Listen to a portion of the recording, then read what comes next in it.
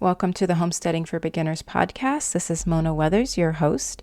Today we have a special guest, Jessica Gaige, and she was going to be talking about organic gardening. So we're talking about organic gardening kind of in a way like versus conventional gardening. So this interview is me asking her questions that will direct us to understanding the importance of organic versus conventional, and we get into some other topics as well. So I hope you enjoy this episode. Whether you're in the dreaming stages or you've been homesteading for a few years, there's something that all homesteaders seem to have in common. That is being able to fund their homesteading dreams. Whether it's funding your dream to start homesteading or funding your dream to expand your homestead, there's always an issue with money at some point or another. I'm saying this in the most loving way I can. You need to have a homestead income plan. I have resources for you. I have a place for you. I have created the homesteadincomeplan.com website. And if you visit the Homestead Income Plan shop page, you will see the resources I have for you there. So I highly recommend you check that page out, and please reach out if you have any questions or need more guidance. So today I have a special guest, and I know you're going to enjoy listening to her because it's a really good topic, especially since we're in this homesteading for big, healthy homesteading topic. Because organic food is really important, and we're going to learn why it's important with my guest today, which is Jessica Gaige. Thank you for thank you for coming on the podcast and letting me interview you. Absolutely. Thank you for inviting me. Happy to be here. Thanks. Okay, so I always start with how we met. My interviews, for some reason, always start that way. We met actually in a different setting, in a podcasting setting. We both follow the same podcasting coach, which I've mentioned him on the show before, which is Adam Shively from Podcasting Business School. So if you're interested in podcasting, go check him out. But we met in one of his group things, and I saw that she had a podcast called Homesteading. Oh no, sorry, Organic Gardening for Beginners. And I was like, okay, Correct. Yeah. we have to connect, because homesteading for beginners and organic gardening for beginners, we have the same kind of, we overlap in our people overlap. So I know that you will enjoy her. So can you tell us a little bit about your background and in organic gardening and how you got started? Yeah. Absolutely. So I started gardening. I'm one of those I started when I was a kid stories where we moved from a city lot where I'd never gardened at all out to 5 acres because my parents had dreams of, a hobby homestead. And I just got into gardening, just totally fell into it by accident. And I didn't know any other way of gardening. It just started organic from the beginning before I even knew there was a difference between conventional gardening, organic gardening, and anything in between. And then as I got older and started learning and, subscribed to Organic Gardening Magazine that I don't think even exists anymore, just really learning how easy it can be, that it has all these benefits for the environment. And if you learn about it and you approach it from a holistic way, you really don't need the synthetic and chemical inputs that are very common in the conventional gardening world. So I just kind of fell into it, honestly. And I just turned 39, so I've been gardening for a long time, and it has served me very well. Yeah. Well, gardening has so many benefits, as you know, not Mhm. just the food that comes from it, but maybe we'll talk about that a little bit. But so, if for those that are listening and don't know what like the difference between an organic garden and a conventional garden is, can you Mhm. explain that? Sure. I think that when people hear the term organic gardening, their mind initially goes to, well, there's no chemicals. Like that's just like the blanket statement of what organic gardening is. And it's obviously much more nuanced than that. The way I determine or define organic gardening is that you're trying to garden in a way that works with nature, is more sustainable. You stay away from the synthetic chemicals that, people often think about. Technically, organic gardening, like you think of the organic, certification on produce and foods and whatnot, they do use some chemicals, or they can if they choose to, that fall under a certain label or certification. But on a home gardening level, really, it's just trying to avoid some of those chemical inputs Whether that's your ubiquitous kind of Roundup, or 7 is a very popular pesticide that is convenient for people to use, but not necessarily the healthiest for your garden or yourself or the environment. And it's really about working with nature as much as you can. That's how I would define it. That's a good way to put it. Working with nature, and that's like kind of a permaculture principle too. You Exactly. work with, yeah. So yeah, I like how you put that. You mentioned sustainability. I think you mentioned that, but anyway, Mhm. it's a sustainable way to garden as well, right? And Definitely. environmentally conscious, because I think a lot of people think their small little garden in their backyard doesn't make any difference for the big picture because we're not big farmers who spraying Mhm. crops and things, but it really does. Our microclimates are affected by this, right? Absolutely. Yeah, it's easy to think, I'm one in a million. I'm one in billions, Hmm. but think, of course, there's that stacking principle of if every one person out of a dozen had an organic garden in their backyard, what a difference that would make. But even on the smaller scope of just going out to your yard and seeing the frogs or the birds or the Hmm. bees, or your kids, seeing your Hmm. kids in the backyard. Like, my kids have grown up now, they're only 2 and 4, so they've got a long ways to go, but they eat right off the plants. They dig in the Hmm. dirt with me. They pick a kale leaf, they eat a tomato. My daughter's obsessed with finding all the bugs and the frogs. We just found a salamander the other day for the Hmm. first time, and being able to nurture that little environment is inspiring, and I love it. Like, it just Hmm. makes me so passionate. And that sustainability aspect, of course, is part of it, where it's easier to have your inputs on site. Like, you can make your own fertilizer, you make your own compost, you build your soil, as opposed to I'm going to go to the store and get whatever the input is, whether it's a pest solution or fertilizer Hmm. or whatever. And that's not to say you can't. There are some really great organic fertilizers that you can use. Um, but you can do a lot with your space and make a difference there. And then you never know how it'll affect other people and kind of ripple out Hmm. to where other people maybe get inspired of like, hey, you can do it. Maybe I can do it. Right. Or that little crop of bees that you can help out, or the frogs, Hmm. or, whatever it is. So it's easy to get discouraged of the bigger picture, but don't let it get you down and just Right. keep doing what you can do with what you've got. Yeah, and I like how you said that, you can create your own lush soil if you Mhm. compost, you can create things that are already that's the sustainable part really too. Like, you're not Absolutely. having to go out and get this from other sources. Um, so what would you say, I mean, we kind of touched on it, but what would you say are the most common misconceptions about organic gardening Mhm. that you encounter?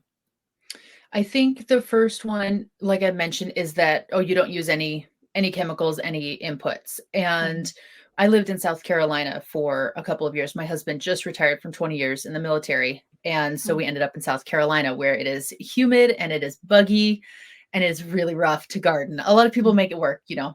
Mhm. And Are you there so there now? Are no, you current? Okay. we're up in Oregon. We were in Okay. California before this, and now we're in Oregon, where we're staying.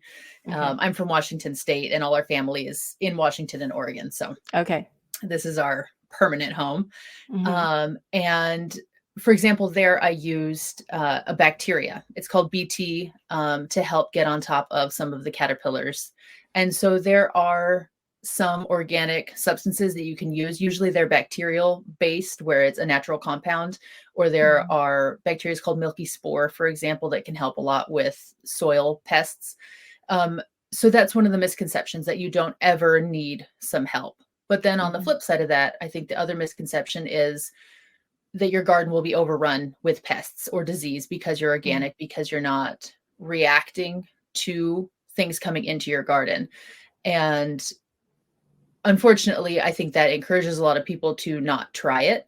But Mhm. the reality is, it can take a while, especially if you're coming from a conventional background, for your ecosystem to kind of balance itself out, for the natural predators to come back. But it can certainly be done, especially once you start integrating, healthy soil, companion planting, putting out a bird bath to attract birds to come and eat the Japanese beetles, for Mhm. example. And it doesn't have to be expensive. It doesn't have to be hard. And so those are the three big things I would think, that it's Mm-hmm. expensive, that you're going to be overrun with bugs, or that you don't use anything, to help you Mm, out. right. The plant itself, if it's the healthiest as can be, where it's getting its nutrients from the soil, then it can naturally deter some of these things as well, or at least not Exactly. become over overrun with it, right?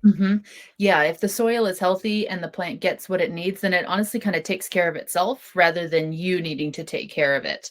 Mm-hmm. And just like we as humans need good nutrition to stay healthy rather than poor nutrition, and then we have to, take medicine or tinctures or, whatever your Mm-hmm. vibe Right. is, kind of start on the inside and it Mm-hmm. handles itself, whether it's your Yeah. body or your garden. Yeah. I love that. I love that we can really like see the similarities. If we choose to, we can see the Hmm. similarities in our garden and its health and its environment. Okay, I have one thing I was gonna, and this is not part of our questions, but okay, you know the orb weavers, the Hmm. big giant spiders. If you have not heard of an orb weaver, if you're listening to this, they're giant spiders and they look scary, but they're not. And I've heard that if you have orb weavers in your garden, it means you have a good ecosystem. Hmm. Is that correct? Yes, I have heard that. And frogs are another really good Mm, indicator, because frogs in particular, I've done more research on frogs because I find it so interesting. mm, But the same goes for spiders, where there are certain animals that are more sensitive to ecological change, like with frogs, because their skin is so permeable. mm, If there are contaminants or pollutants or whatnot, they are more sensitive to damage from that. And so, if you have a healthy frog population, or a population of healthy frogs, I should say, mhm, then that's a really good indication that you have a healthy ecosystem. And the same with the spiders. Like, if you go out to your garden and you don't see any bug activity, whether good or bad, that's honestly not a good thing, because mm, you need that animal activity coming in that's showing you that you have a balanced ecosystem, because the good bugs need the bad bugs to eat. And so if you don't mm, see any of them, then you kind of have a stagnant garden. mm, And so, yeah, the orb weavers, we have some of them outside. The zipper spiders that have these big nest, or not nest, webs, and then a little mhm. zigzaggy Yeah. Okay. zipper up in it. Okay. So there's so many different names for the orb weavers. Yeah. When we moved here, we saw them. Well, we had them in California as well. We are from California originally. We are in Georgia now, so we are in Okay. Oh, that yes. You muggy know it. temperature. My daughter was I'll have born to. in Georgia. Okay. Awesome. But we moved here, and we had my horse farrier was had a very strong Southern accent, Hmm. and we were having a conversation with him, and then he kept saying "rat and spider." Oh, Rat and yeah. spider, and we were like, A what is he writing talking about? spider. Like, yeah, we thought rotten spider, like we Hmm. could not understand what he was saying, and finally we figured it out. My husband was like, oh, ratting spider, writing Yeah. spider. So there's so many different names for them, but they're the good guys. So even Yes. though they look scary, and we had a lot this year, I don't know if anybody else is listening to this in this area, we had a lot of orb weavers. They were in the trees as well. They weren't just in the Interesting. garden area. Oh, I've Yeah. only ever found them in the grass, in like the Yeah. long grass out in our field. No, they were everywhere this year, but Hmm. they don't bother anything other than if one got on me, I'd probably freak out. That's how But my I mean, husband is. He doesn't like yeah, spiders. I'm okay with spiders, but those are big They spiders. are. We Like, have yeah. wolf spiders up here in the Northwest. They're these Hmm. big brown ones We that had those, they yeah. are large. Hmm. Yeah, I remember wolf spiders, yeah. It Hmm. seems like Georgia has everything, like Yes. every animal, every creature. Like, they have everything here, especially in the Rattlesnakes and north gators Georgia. and the fire Yeah. ants. Those were Uh-huh. terrible to garden with. Yeah. Yeah. Yeah, They're not fun. the fire ants, I realize if you mess with their nest enough, they do leave. Like, they don't Yeah. like to be dug up, or like if you mess with them enough, they will leave. Hmm. I figured that out. Okay. So cost. A lot of Hmm. isn't that, like you were saying, like some of the misconceptions, like, is it more expensive to be an organic gardener than it is to do conventional gardening, in your opinion? I think honestly, gardening can be very budget friendly no matter how you garden.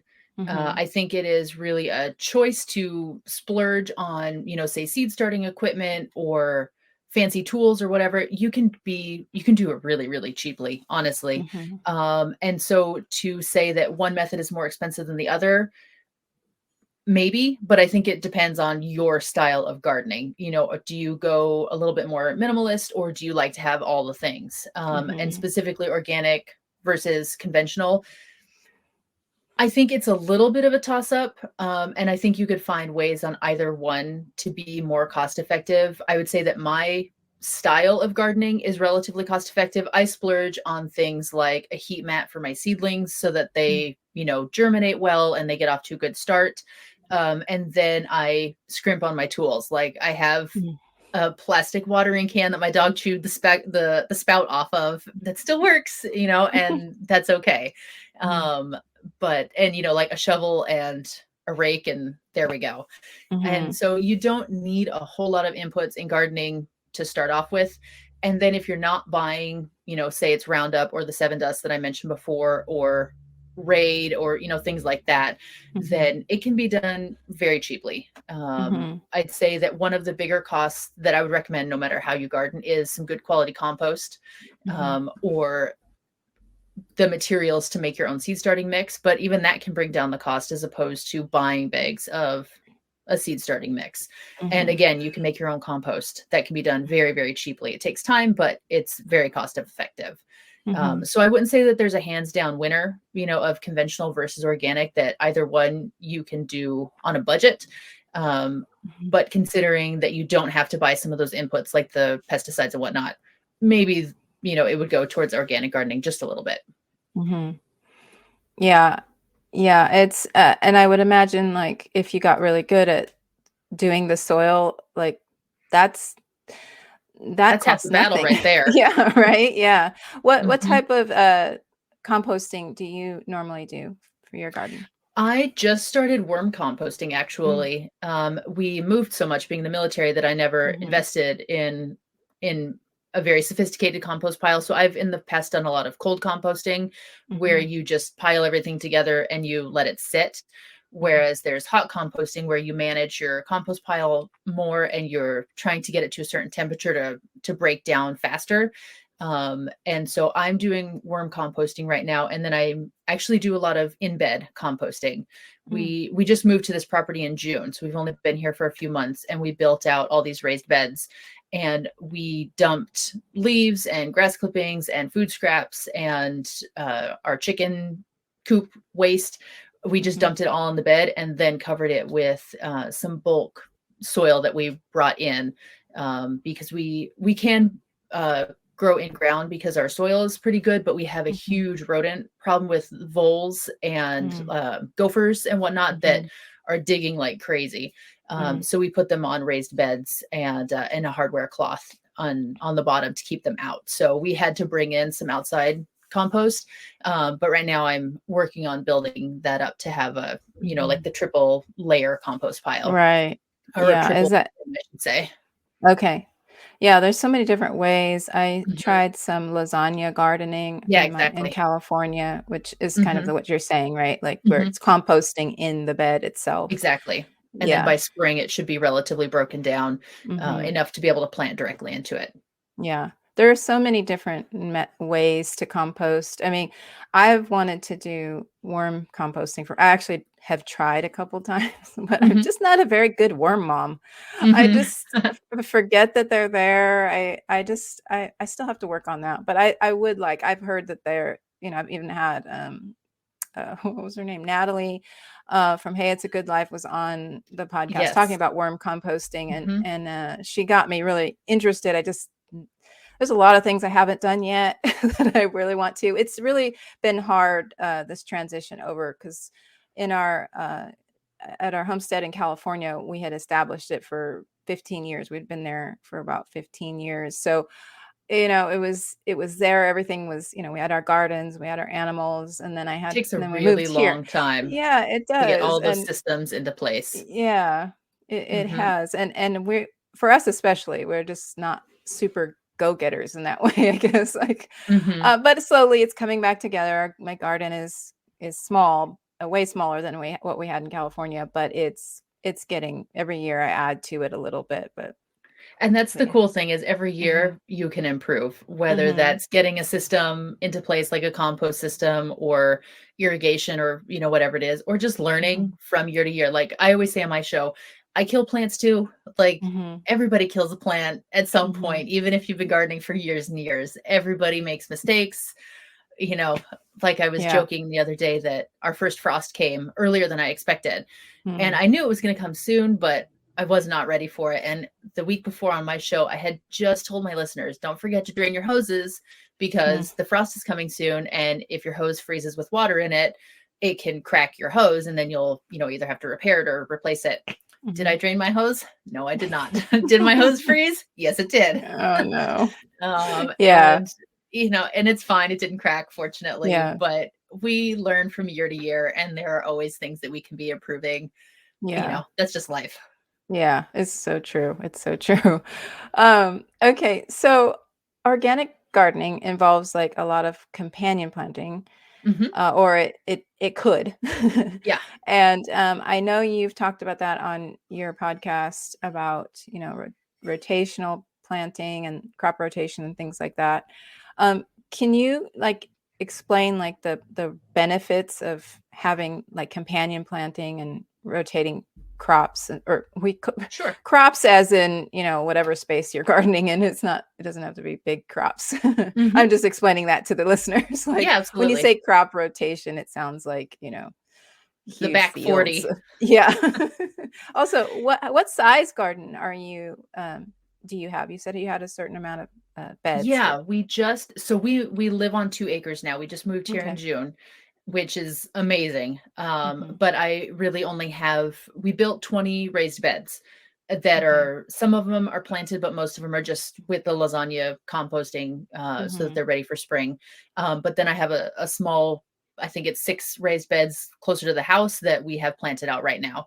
Hmm. So it's medium-ish size, we'll say, and those raised beds are 3 by 6, so they're not humongous or anything. Hmm. Eventually, I'll expand out into the property with perennials and fruit and all those things, but I have to keep Hmm. reminding myself we've been here for like 5 months and I can't Hmm. do it all in a day, and it's Hmm. going to take those seasons that we just talked about. Hmm. And so Yeah. crop rotation is where you plant one plant family in an area and then the next year you intentionally move it to a different area. So if you think of your nightshades like tomatoes, peppers, eggplants, and whatnot, they are considered a family. And then you have your root crops like beets, carrots, radish, rutabaga, all those things, and that would be considered another family. Yeah. And so you rotate those through the garden so that one plant family doesn't attract too many of one pest or type of disease or use too many of the nutrients. And then the crop that comes in behind it will be different enough that it's using different nutrients or has different pests so that they are incompatible. And that can be really important in more of a conventional type of garden. Hmm. Whereas I honestly don't do any crop rotation because I use Hmm. companion planting so heavily. And what Hmm. that is, and this is like my happy place, is talking about Hmm. companion planting. Hmm. Companion planting is planting two or more types of plants together so that they are mutually beneficial to each other. And Hmm. so, one of the examples that I think a lot of people have heard about are the three sisters that the Native Americans planted corn, beans, and squash together, where the Hmm. corn grows tall, the beans grow up the corn, and then the squash grows at the feet of those two taller plants and shades out the weeds and retains moisture and, etc. Hmm. And you can use it for anything. People often talk about, again, those plant families of, don't plant these two nightshades together because they attract the same pests, or don't plant dill next to this plant because it inhibits the growth. And that's part of companion planting. But the way I use it personally is I just put everything together, flowers, herbs, veggies, because I remind myself nothing grows in isolation in nature. It Hmm. is all mixed together, different heights. It's actually similar to permaculture, where you have, Hmm. your tall crops, your understory, your everything in between. And for me, the more flowers I have in my garden, the more insects, the beneficials, Hmm. the beneficial, like predatory insects, even the birds that come in to eat the seeds, they might eat a bug while they're there. Hmm. And so companion planting, I think, is such a solid foundation to improve your soil health, to reduce your pest pressure, to use the space that you've got really wisely, and Mhm. just increase the overall biodiversity in your garden. And so I think if you're trying organic gardening, that is one of the easiest ways to implement it, because if you are going from, using pesticides when you see bug problems, Mhm. try throwing some flowers in there to attract the ladybugs to come and eat those aphids, or Mhm. some zinnias to bring in the butterflies to help with your pollination. Excuse me. Mhm. And so companion planting, I think, can solve a lot of problems. But like I mentioned before, it takes time to transition your garden that way. But I Mhm. love companion planting. I think it looks pretty. I think it's fun and super productive and can just really boost the health of your garden. Yeah, I agree, especially with the flowers. I love that you mentioned that because I think people need to get on the flowers thing. That not enough people are planting flowers. And so, what are your favorite flowers? You mentioned zinnias, but what are Mhm. your favorite flowers to plant as companion plants? Nasturtium is probably my number one. They're Mm-hmm. so easy to grow. Like, put a seed in the ground and walk away and they'll grow. And they'll grow Mm-hmm. for forever because they self-sow very, very easily. And they attract hummingbirds, your standard pollinators like bees and butterflies. They can be a really good trap crop because the aphids like them. And so Mm-hmm. I've planted them among my kale, because my kale, I want to eat it. And so Mm-hmm. if the aphids go to the nasturtium, they'll still look pretty, but I don't need to eat the nasturtium, and I'd rather have my kale protected. And you can find nasturtium in these, pale creamy yellows or super bold Mm-hmm. reds or purples, like, whatever your color style is. Um, Cosmos are another really good one that is very easy to grow and attracts a lot of different pollinators and beneficials. Mm-hmm. Sunflowers are always pretty to pull in the bees, of course, but then birds when they go to Mm-hmm. seed, and that's always nice. Or they like to just perch on top of the tall plants and kind of scout out your garden. And then if they see bugs, then they'll come in and take care of those for you. And so those are Yeah. some of the really easy to grow flowers that anybody can incorporate into their garden. Yeah, I love all of those. I just started with nasturtiums this year. Hmm. I had it growing really well, and then I had to transplant it, and then it didn't do so well. But it was huge. Like before, I was trying to transport it when it was too big, I think is the Yeah, problem. it spreads really well. You can Hmm. get mounding varieties that stay more compact, but if Mm. you get a trailing variety, it will spread everywhere. Yeah, But the cool it was. thing is you can just, cut that branch off and the vine next to it is just going to keep going. Yeah.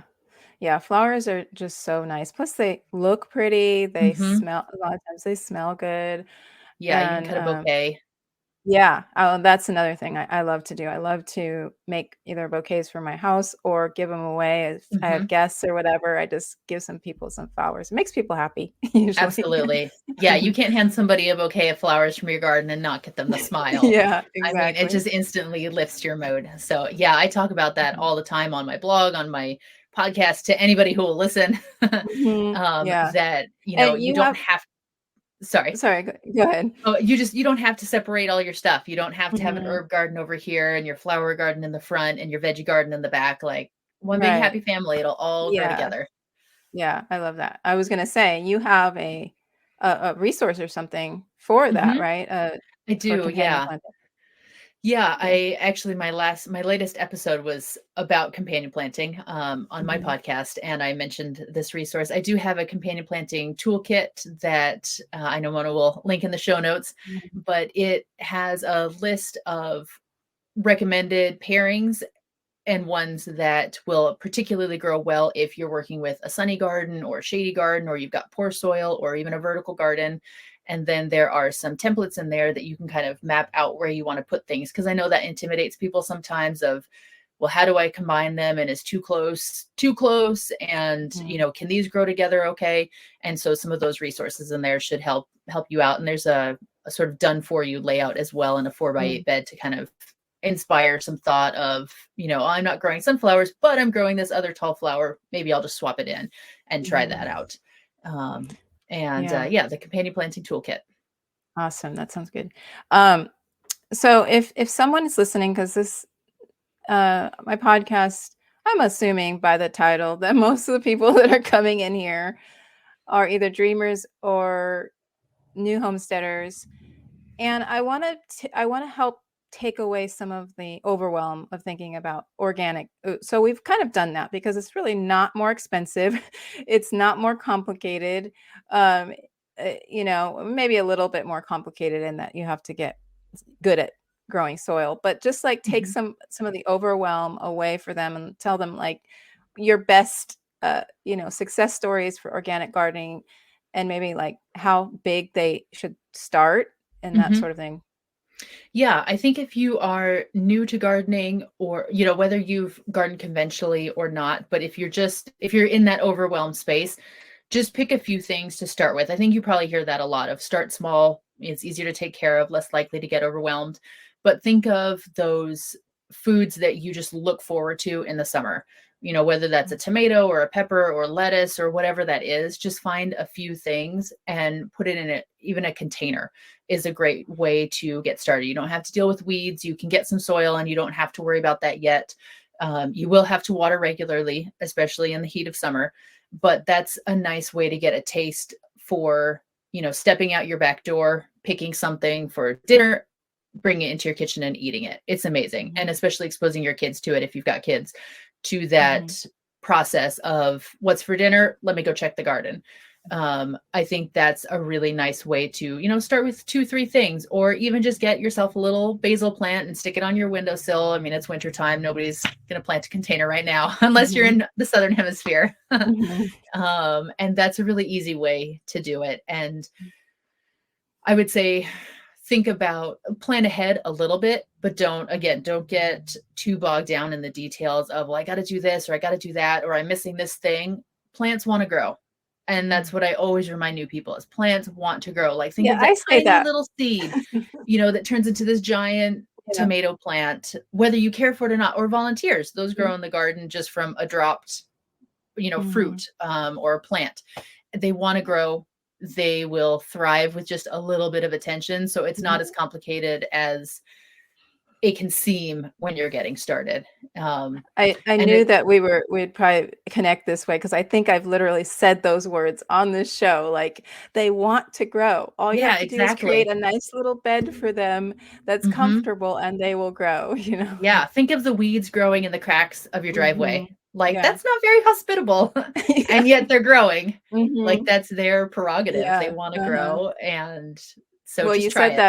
you said that about volunteers. I always have tomato volunteers coming out of Mhm. nowhere. Like Yep. most of my previous garden space is full of volunteer tomatoes. I had a lot of cherry Yeah. tomatoes growing, and I didn't plant one of those, like And it's they nice because they sprout when nature tells them to, Mhm. and they just kinda do their own thing, and you can come along and harvest them. Nasturtiums will volunteer for you Mhm. very easily. Mm. Even something like mint, will Mhm. spread very readily in your Yeah, garden, too good where probably. it's yeah, it can be too much. Mhm. So there are some very easy to grow plants out there to start with Mhm. if you're feeling overwhelmed. Mhm. Yeah, that's great advice. Okay, so this podcast is we're coming up to winter. So if you're listening to this, during this time, we're coming up to winter. We just had our first frost. We had this morning, it was 25 degrees here. Oof, that's cold. Yeah. So nobody's really thinking about going out and starting a garden, but what are things that people can be doing right now in the next few months to prepare themselves for this spring? Absolutely. I would say we'll say 3 things they can do. You can plant bulbs still. As long as your ground isn't frozen, you can still plant bulbs. And by that, I mean spring flowering bulbs like daffodils and hyacinth and tulips. You can still Mhm. plant garlic and onions. I just planted garlic, ironically, the day before our first frost. And I just Mhm. got my onion sets in the mail from Johnny's yesterday. So I got to go plant my onions.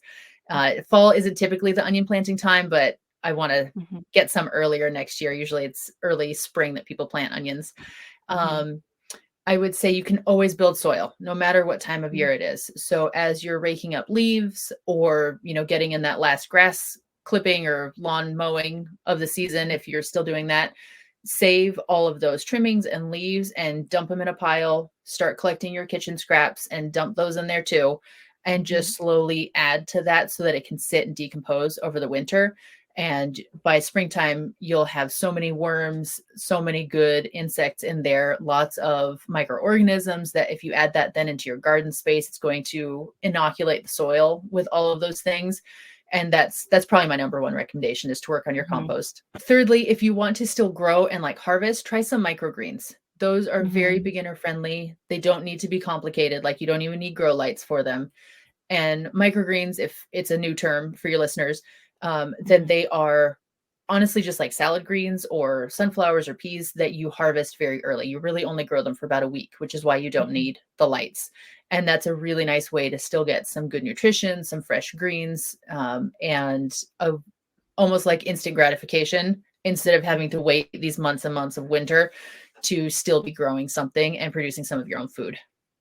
Yeah, I actually interviewed Laura Patterson from I can't remember her name of her thing, but it was just a couple episodes ago. So if you are listening to this and want to learn how to grow microgreens, there is a whole episode on that. It was very good. I learned a lot of things because I've never actually grown microgreens before, but that's a good They're point. fun. I just Yeah. started them a year or so ago, so I still have a lot to learn, and I don't grow them Mhm. regularly. In the middle of summer, I'm not doing microgreens. I save it more for Mhm. the off season. Yeah, that makes sense. Um, okay, so let's go to the future where people are searching for organic gardening on their podcast player, and it's spring most likely because they're looking to start. What advice would you give them if they're just getting started in it's spring and it's about time to do the things? Mhm. What's your best advice for them? If they were starting from total scratch, I would Mhm. say put in a raised bed rather than trying to build an in-ground garden on top of your grassy lawn. Mhm. And tilling it and dealing with all the weeds and whatnot. And I don't actually till, and that's a whole Mhm. other conversation. And a raised bed kind of it keeps things contained. It keeps it more manageable, I would say, because it's, this is my one designated area that I'm going to take care of. And then, Mhm. like I'd mentioned before, you can bring in that soil to kind of get you started, get the process going. And so I would say wait until your last spring frost so that you don't plant out and then a surprise frost comes and kills everything, because that can be really discouraging and cost a lot of money, if everything dies and you have to start over again. Mhm. And plant out those few favorite plants that you want to grow yourself that I'd mentioned earlier. You can fit a lot into, say a 3x6 bed, a 4x8 bed, and it doesn't take that much time to maintain it and take care of it. And you can Mhm. fit in all your veggies, herbs, and flowers to have a nice diverse arrangement to eat from, to pick your flowers from, to bring in those Mhm. pollinators. And just yeah, just try. Don't Mhm. I think that's always one of my biggest things that I hear from new gardeners is I don't know where to start. I'm overwhelmed, and, Mhm. and when you have that added pressure of it's spring and I don't want to wait too long and, is it too late to plant this? Just try. Just see what Mhm. happens. Put your bed together, and if that's not in the budget to buy the lumber for a bed or buy the soil for the bed, then lay down cardboard on top of your gardening area, I'm going to say your backyard and your lawn. Lay Mhm. down a couple layers of cardboard, just reuse your Amazon boxes, or get them from the neighbor or whatever. And then if you can afford it, put just a couple inches of compost on top of it. And that's a really good way to get started without having to buy in too much compost or the materials for a raised bed. Mhm. And that kind of it smothers the grass underneath it, and some of it will pop through, but your soil is going to be loosened up a little bit and soft. I won't say softer, easier to manage, Mhm. so that you can pull them relatively easily. Mhm. And then you Yeah, just plant straight in that compost, and the cardboard will break down quickly enough that the plant roots can go right through. awesome. Yeah, that's really good. That's a really good tip. I like that. Um, so we didn't talk about this a whole lot, but I'd like to know like emotionally, like what how has gardening helped you in a mental, in mental Mhm. health reasons? Because I know every gardener has a story of some Oh, yeah. sort. Yeah. Um, the garden is my happy place. Mhm. It just like it I one of my first podcast episodes, not to keep bringing my podcast, but it's like No, this it's is good. how I teach, Mhm. with the show, was how to create a garden that brings you joy, Mhm. because there are so many reasons to garden, whether it's food safety and security, health, Mhm. saving money, environmental friendliness, just the emotional connection that you feel when you have your hands in the dirt Mhm. and you see the bugs and the birds and you hear these nature sounds. I think it just brings us back to nature in a way that we're all obviously very disconnected from at this point, whether we mean to or not. That's just life, um, and society. And it just, for your listeners, I'm like, you know, feeling the field. Mhm. If I you, get it. you can't see me, because it just makes me so happy to get outside. And Mhm. I moved countless times, Mhm. in college, my, years afterwards, in the military. No matter where we live, no matter how many times I've moved, I've always had a garden Mhm. because it's just a part of who I am. Mhm. And now, especially as a mom, I still need that garden time, and I love having my kids in the garden. I love it. Mhm. They know how to plant things, they know how to sow seeds with me, they water, but there are still those moments where it's like, I just need a minute. I Mhm. want to go outside to the garden by myself and Yeah. just do my thing. Yeah. And I don't want to share the space. So it's Mhm. still a part of me and my emotional well-being. Mhm. Um, and yeah, it just makes me happy. You take, like I said, that tiny little seed and see what it can Mhm. be. And you go out in the morning, you check on your seedlings, what sprouted today, and you're in your bathrobe with your coffee, and it just, nothing beats it. It's just Yeah, so much fun. I totally agree, and, especially when I had young kids, it was definitely my refuge. Like, I had Hmm. to go out and, like, sometimes I would be, life, motherhood or whatever, I'd be so overwhelmed, I would just lay in the dirt Yes. and just feeling this warm sun on my skin, just it changed you know, my whole, demeanor, like, it changed everything, like, it really is, like, there is something actually in the soil that lifts Oh, your yes. emotions, yeah. Definitely. I remember seeing a reel on Instagram, and I forget what this little tool measured, Mhm. but it's something like, I don't know, honestly, if it was like vibration or Yeah, energy or what it energy. was, Uh-huh. but this guy stood on, he had shoes on and he was standing Mhm. on the grass. And whatever this measurement was like super duper low, like barely Mhm. perceptible. And he takes his shoes off and stands on the grass, and the measurement's like sky high. And Mhm. obviously his point was, there is connection, there's energy going between us and Mhm. the ground. Like, we're barefoot in the garden all the time because it just Yeah. feels good. And I rarely use gloves because I want to feel the dirt, and Mhm. you have all that dexterity, and it just, yeah, that connection, it's like comforting, it's calming. So I totally know what you Mhm. mean, to lay, Yeah. just lay outside and enjoy it Mhm. and experience it and feel the sun and listen to the birds and Yeah. all that. And design it in a way that it is a refuge for you, Mm. like, Yes, don't make it so absolutely. stressful that you don't wanna be there, make it something that you wanna go to, which may mean you need to plant less because you don't wanna be overwhelmed by your Hmm. garden, so, there's some we wanna grow food, but we also don't wanna be, like, miserable either, Yeah, you don't want the garden to stress you out, Right. because you have too much to do to take care of it, or things are Mhm, dying because you can't get to it. mhm, Just plant less and give it that little extra attention so it's not so scattered, and see if that helps to reduce the overwhelm, or that feeling of like, yeah, but I got to do this and I got to do that and I can't actually mhm. enjoy it because I'm running here and there. Yeah, And that's just great advice. take a moment in the garden. Yeah, that's great advice. Yeah. Okay, well, how can our listeners like find you? We know you have a podcast. It's Organic Gardening for Beginners, correct? Correct. Yeah. And I will link that in the show notes for everybody. But where else are you? Where else do you hang out? I have a blog, homegrownfoodandflowers.com is Okay. the website. And those are my two main places. I'm on Instagram. All my socials are Homegrown Food and Flowers. The podcast Mhm. name is kind of an outlier. And everything is linked there, on Okay. Instagram and on my website. And I'll have Okay. a landing page with the companion planting toolkit to make it easy and fewer steps to have to go to find it. Yeah. Okay. Awesome. Well, thank you so much. I really enjoyed this. I think everyone should have a garden. I preach this all the time I for agree. your skill set. Like knowing how to grow your own food is so important. and you never know when you might need it. And even Mhm. though I don't have the garden I used to, I still have the skills. I still know I can build on, even if I'm in a different place and there's more challenges. I know I can teach myself how to grow here, like, Yeah, once you but have that foundation, you can mhm. adapt it to a different climate, different soil, anything. Yeah.